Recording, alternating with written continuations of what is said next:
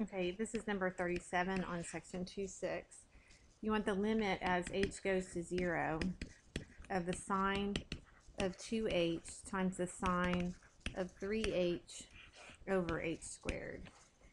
And so what I would do first is recognize that this is the limit as h goes to 0. You can think of this as the sine of 2h over h times the sine of 3h over h. You can split that h squared up. And we know that the limit as h goes to 0 of sine h over h is equal to 1, because that's what we proved in this section.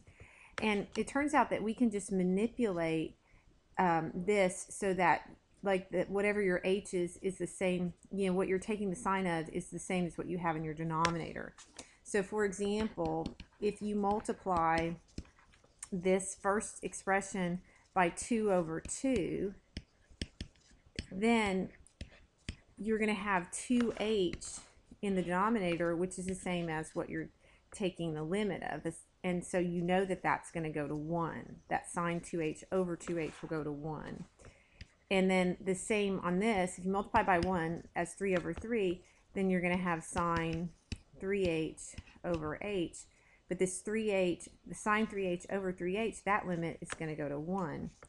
So you end up with, you can think of it as the limit as h goes to 0 of 2 times sine 2h over 2h times the limit as h goes to 0 of 3 times sine 3h over 3h. And so, you can, if you want to be real careful, you can make the substitutions here. You can say let I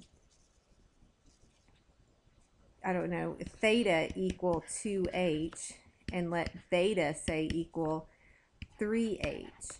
And so this first one, of course, if h is going to 0, then theta is going to go to 0. So the limit as theta goes to 0 of 2 times sine theta over theta, and then times the limit as, in the same light, if h is going to 0, beta is also going to go to 0. And then you're going to have 3 times the sine of beta over beta. And you know that this limit, this is going to be 2 times the limit as theta goes to 0 of sine theta over theta, which of course is 1. And this is 3 times the limit as beta goes to 0 of sine beta over beta.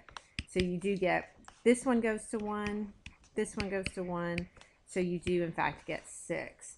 So you could confirm that with your graphing calculator if you type it in to begin with. But what we did there was kind of our careful little argument of why it's true. Let's see, and then we did the sine of 3h.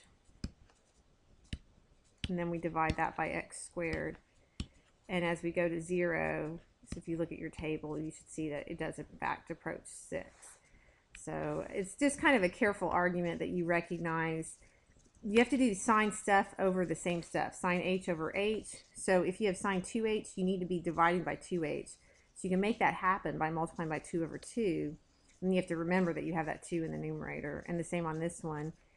Sine 3h, you need a 3h in the bottom. So just multiply by 3 over 3 to get it. Okay?